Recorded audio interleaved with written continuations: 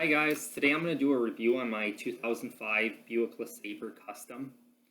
And I bought that car in 2012 and I had it for about 3.5 years. I put it on about 36,000 miles a year with my job. So I got to have a car that can make it through a lot of snow, and that was a good car for it. So it that was a really good car for me, and I actually wish I wouldn't have sold it. So I bought it right at 115,000. That's where I normally buy them. They depreciate enough in price that you can afford them. And then I run my cars to 199,000, and then I trade them off because that's when I found that most cars, they'll start nickel and diming you little things, not the engines, but other little things, start going out.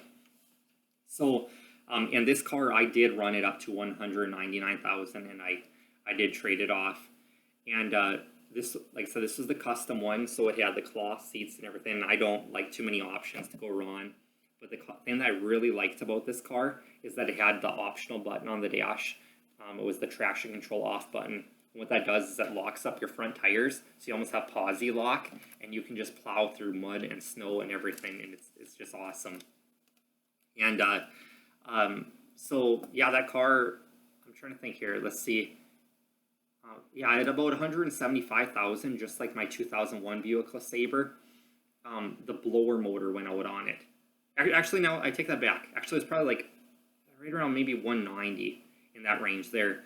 The blower motor underneath the passenger dash for your defrosters and everything, that went out on it. And for how long, I'd bang on it, and it would move the armature inside of the little motor inside of it, and then you could, get a few more days out of it, whatever, and that finally went out, so I had to buy a new one of those.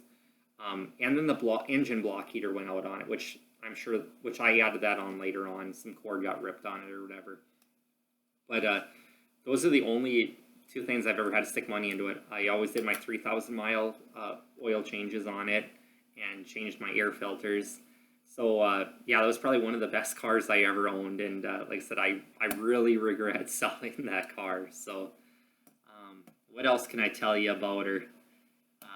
Yeah, I would just suggest buying that car if you guys can ever get your hands on one for an affordable price. I know everybody around here seems to want an arm and a leg for them. So, all right, take care, you guys.